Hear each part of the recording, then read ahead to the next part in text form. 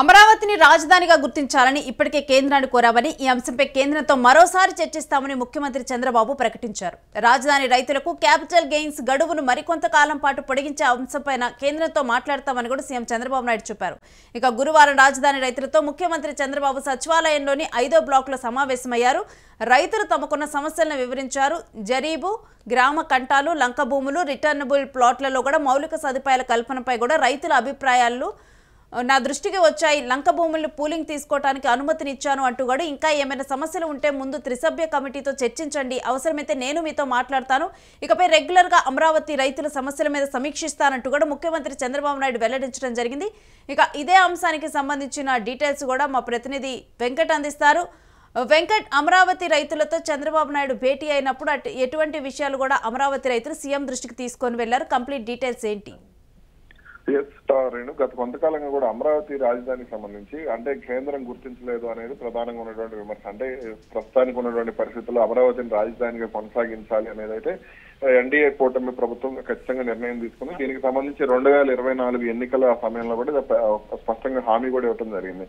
అయితే గతం నుంచి అంటే రాజధానిగా ప్రకటించినప్పటి నుంచి కూడా ఈ తాత్కాలిక భవనాలు అనే పదం రావడం, తాత్కాలికమైన అంశం రావడంతో కాస్త అంటే ఈ రాజధాని శాశ్వత రాజధాని అమరావతి కాదా లేదంటే మరో ప్రాంతంలో ఉంటుందా అనే అనుమానాలు రావడం. ఆ తర్వాత 2019లో జగన్ వచ్చిన తర్వాత పరిణామాలు కొంతసేపు మారటం, వైజాగ్ రాజధాని లేక 3 రాజధానులు అనే అంశం తెరపైకి రావడం, ఇవన్నీ కూడా జరుగుతూ వచ్చాయి. ఇప్పుడు ఈ అంశానికి సంబంధించి ప్రభుత్వం కూడా కాస్త సీరియస్ గా అడుగులు వేస్తుంది. అంటే అమరావతి ప్రాంతంలో ఇప్పటికే కేంద్ర ప్రభుత్వ భవనాలు, అదేవిధంగా పలు బ్యాంకులకు సంబంధించిన భవనాలతో పాటుగా పూర్తి స్థాయిలో ప్రభుత్వ భవనాల నిర్మాణం కూడా ఇవన్నీ కూడా జరుగుతూ వస్తున్నాయి.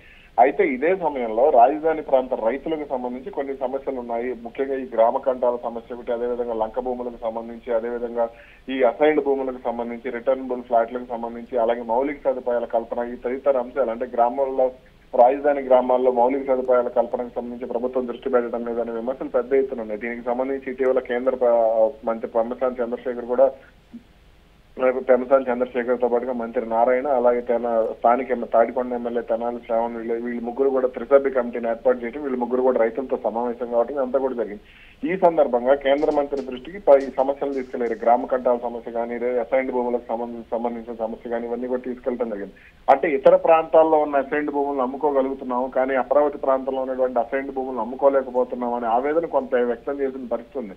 అయితే ఇప్పుడు ఈ సమస్యలన్నింటినీ కూడా ముఖ్యమంత్రి చంద్రబాబు దృష్టికి తీసుకువెళ్ళటం, ఆ తర్వాత చంద్రబాబు కూడా దీనికి సంబంధించి ఒక క్లారిటీ కూడా ఇవ్వడం జరిగింది. గ్రామ కంటాల అంటే గుర్తించిన వాళ్ళందరికీ కూడా గ్రామ కంటాలుగా ఇవ్వలేము అనేది కూడా చంద్రబాబు కొంత స్పష్టంగా ప్రకటించడం జరిగింది. ఇక రెగ్యులర్ గా ఏదైతే అమరావతి అంటే మరింత ల్యాండ్ పూలింగ్ జరిగే అవకాశం ఉండటం, ఇవన్నీ కూడా అంటే ప్రభుత్వం కూడా దూకుడుగా వెళ్ళడం, ఈ నిర్మాణాలు ఇవన్నీ కూడా పూర్తిగా జరిగే అవకాశం ఉన్న నేపథ్యంలో తాజాగా చంద్రబాబు రైతులతో 5వ బ్లాక్ లో సమావేశం కావడం జరిగింది. ఈ సందర్భంగా ఇక మీకున్నటువంటి సమస్యలన్నింటినీ కూడా పరిష్కరించి భవిష్యత్తులో మీకు ఎటువంటి సమస్యలు రాకుండా చూసుకుంటాను, స్వయంగా నేనే పర్యవేక్షిస్తాను, నాతో పాటుగా కేంద్ర మంత్రి పెమ్మసాని చంద్రశేఖర్ తో పాటుగా మిగిలిన స్థానిక ఎమ్మెల్యే అదేవిధంగా మంత్రి నారాయణ కూడా దీన్ని దృష్టి పెడతారని హామీ ఇవ్వడం జరిగింది.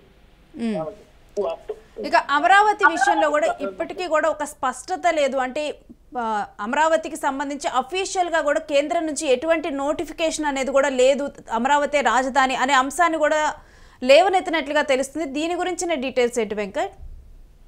దీనికి సంబంధించి కేంద్ర ప్రభుత్వం కొన్ని సందర్భాల్లో పార్లమెంట్ లో ఆంధ్రప్రదేశ్ రాజధాని అమరావతి అని చెప్పే ప్రయత్నం చేయడం, అలాగే టీడీపీ నేతలు దీనికి సంబంధించి గూగుల్లో రాజధాని అని చెప్పడం, ఇవన్నీ కూడా మనం చూస్తూ వచ్చాం. కానీ ఆ తర్వాత ఉన్నటువంటి పరిణామాలు కొంత ఆందోళన కలిగించిన, అంటే ఈ కేంద్రం గుర్తించలేదు, కేంద్రం నోటిఫికేషన్ కేవలం గూగుల్లో మాత్రమే దీనికి సంబంధించి ఉంది అనే అంశం అయితే ఎక్కువగా విమర్శలకు దారితీసింది. కాబట్టి దీనికి సంబంధించి కేంద్రం నోటిఫికేషన్ ఇవ్వడం అంటే ప్రధానమంత్రి నరేంద్ర మోడీ 2 సార్లు శంకుస్థాపన చేసినప్పటికీ కూడా అది అంటే కేంద్ర నోటిఫికేషన్ ఇవ్వకపోవడం, అంటే మొదటిసారి మోడీ శంకుస్థాపన చేయడం, ఆ తర్వాత పనులను మరోసారి 2వ పనులను ప్రారంభించడం, ఇవన్నీ కూడా జరిగినాయి. కానీ కేంద్రం అయితే ఇప్పటి వరకు నోటిఫికేషన్ ఇచ్చిన పరిస్థితి లేదు. దీనితో కొంత ఆందోళన అయితే నెలకొంది. మరి దీనికి సంబంధించి ఇప్పుడు కేంద్ర ప్రభుత్వం అంటే తాజాగా కేంద్ర ఆర్థిక మంత్రి నిర్మలా సీతారామన్ కూడా రాష్ట్రంలో పర్యటిస్తున్నారు. కాబట్టి పరిస్థితులు ఏ విధంగా అమరావతి ప్రాంతంలో పర్యటిస్తున్నారు, పలు బ్యాంకుల భవనాలకు సంబంధించి కూడా శంకుస్థాపనలు చేయడం, ఇవన్నీ కూడా జరుగుతుంది. కాబట్టి మరి ఏం జరగబోతుందనేది చూడాలి.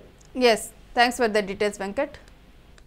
ఇక అమరావతి రాష్ట్రానికి గ్రోత్ ఇంజన్ లా ఉండాలి, రాజధాని అభివృద్ధి చెందాలి, ఇక్కడ జరిగిన అభివృద్ధి ఫలాల్ని రాజధాని రైతులే ముందుగా అందుకోవాలి అంటూ కూడా చంద్రబాబు నాయుడు మాట్లాడటం జరిగింది రైతులతో భేటీ అయినప్పుడు.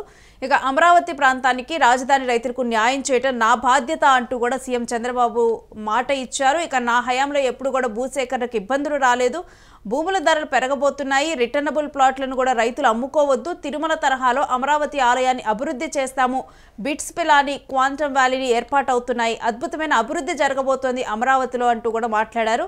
ఇక తిరుపతి సమీపంలో 5,000 ఎకరాలు ప్రభుత్వానికి లభించింది, అక్కడ ఏరోస్పేస్ సిటీని ఏర్పాటు చేస్తున్నామని కూడా ఇక్కడ సీఎం పేర్కొనటం అయితే జరిగింది. ఇక రాజధాని కోసం జేఏసీలు ఏర్పాటు చేసుకొని ఉద్యమించాం, ఇక అమరావతి డెవలప్మెంట్ అసోసియేషన్ ఏర్పాటు చేసుకున్నాం, 2వ విడత భూ సమీకరణకు పూర్తిగా సహకరిస్తాము, సీఎం రూపొందించిన ప్రణాళిక ప్రకారం ముందుకు వెళ్తే మాకు మేలు జరుగుతుందని నమ్ముతున్నామంటూ కూడా అమరావతి రైతులు కూడా తెలిపారు. ల్యాండ్ పూలింగ్ ఇవ్వని వారిని పిలిపించి మాట్లాడితే సమస్య త్వరగా పరిష్కారం అయ్యే అవకాశం ఉంది. ఇక ఎఫ్ఎస్ఐ పెంపు వల్ల కూడా కలిగే లాభ నష్టాలను వివరించే బాధ్యత సిఆర్డీఏ తీసుకోవాల్సిన అవసరం కనిపిస్తుంది.